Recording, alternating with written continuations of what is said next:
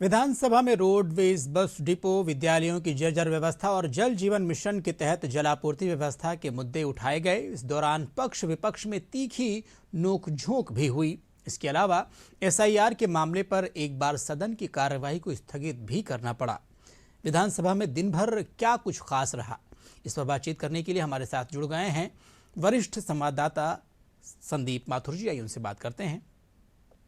संदीप जी, आज आपने जिस तरीके से विधानसभा की कार्यवाही को देखा, काफ़ी गहमा गहमी का माहौल रहा, कई सारे मुद्दे उठाए गए, सदन की प्रक्रिया को कुछ देर के लिए स्थगन भी करना पड़ा।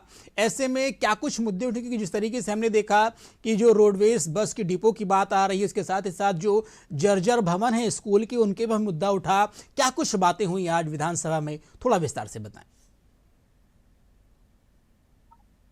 प्रतीक जी, आज विधानसभा की जो कार्रवाई शुरू हुई जी। बड़ी शांतिपूर्वक तरीके से हुई। आज शहीदों का जो है याद में आज मौन रखा गया। उसके बाद विधानसभा की कार्रवाई शुरू हुई और बड़ी मतलब तरीके से करीने से विधानसभा की कार्रवाई शुरू हुई थी। लेकिन चूंकि विपक्ष तो विपक्ष है, उसको हल्ला मचाना है, तो उन्होंने मतलब ऐसा कह सकते हैं कि आज विधानसभा में जो प्रश्न आए या जो मुद्दे उठे ऐसे नहीं थे कि जिसमें भारी हंगामा या किसी तरह की भारी नोकझोंक जी। हो सकती थी। लेकिन वो सब कुछ हुआ जो विधानसभा में आखिरकार होता रहता है। ठीक है। तीन बड़े मुद्दे आज जो है विधानसभा में जी।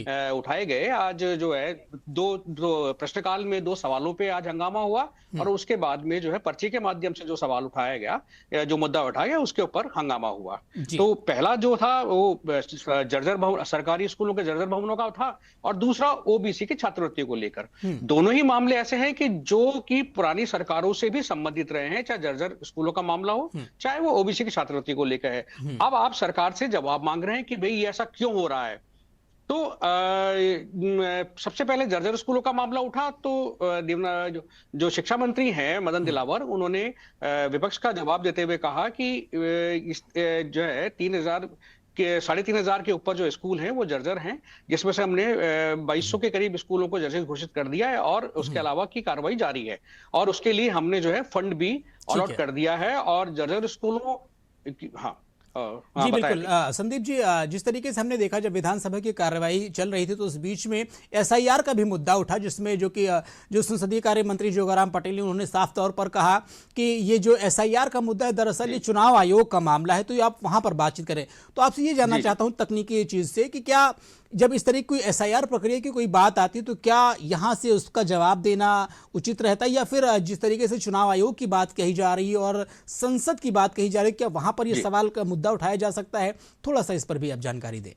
हाँ, नहीं, इसमें देखिए संसदीय कार्य मंत्री ने पूरा अच्छी तरह जवाब दिया है उसके अंदर। हालांकि कुछ ना कुछ कहीं ना कहीं जो है मिसकम्युनिकेशन कहीं रहा है सरकार के और विधानसभा के बीच में। पहले तो पर्ची के माध्यम से ये मुद्दा उठ गया, उसके बाद में जब इसमें जो है विधायक जब बोलने खड़े हुए तो उसमें संसदीय कार्य मंत्री दखल दिया और कहा कि ये मुद्दा यहाँ नहीं उठाया जा सकता।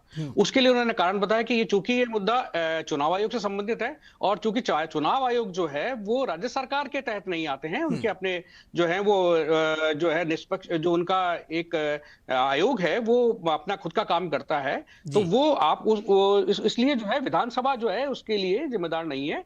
तो उस पे जो है विपक्ष ने या जो है प्रतिपक्ष नेता जूली ने कहा कि भाई इसको लेकर चुनाव सुधारों को लेकर बातचीत हो चुकी है संसद में, तो क्यों ना हम यहाँ भी चर्चा कराया जा सकता है। लेकिन इस पर मंत्री ने कहा कि चूंकि चुनाव सुधारों को लेकर वो बातचीत हुई थी और चूंकि संसद में ही कानून बनाए जाते हैं इसलिए उनको अधिकार है बनाने का। चूंकि हम चुनाव से संबंधित कोई कानून नहीं बनाते इसलिए हम यहाँ चर्चा नहीं कर सकते। ठीक है, तो उसमें विधानसभा अध्यक्ष वासुदेव देवनानी ने भी दो टूक कही कि इस पर जो है हम कमेटी बनाएंगे, बात करेंगे, ऐसी भी कुछ बातें निकल करके आई थी। बिल्कुल जी, उसके बाद जब मामला बढ़ता गया तो विधानसभा अध्यक्ष ने दखल दिया और उन्होंने कहा कि ठीक है, मैंने दोनों की बात सुन ली है, मैंने संसदीय कार्य मंत्री की बात भी सुनी है और मैंने नेता प्रतिपक्ष की बात भी सुनी है। अब मैं इस मामले को लेकर मैंने कानूनविदों से और जो भी विधानसभा के जो वरिष्ठ हैं उनसे मैं बात करूंगा और उसके बाद में इसका कोई रास्ता निकालूंगा। बिल्कुल संदीप जी, तो इस तरीके से जो गहमा गहमी का माहौल रहा, काफी कुछ मुद्दे उठे, उनका माकूल जवाब भी दिया गया और उसके साथ ही साथ जो आगे की कार्रवाई उसको भी जारी रखा गया। बहुत बहुत धन्यवाद हमसे जुड़ने के लिए संदीप जी आपका।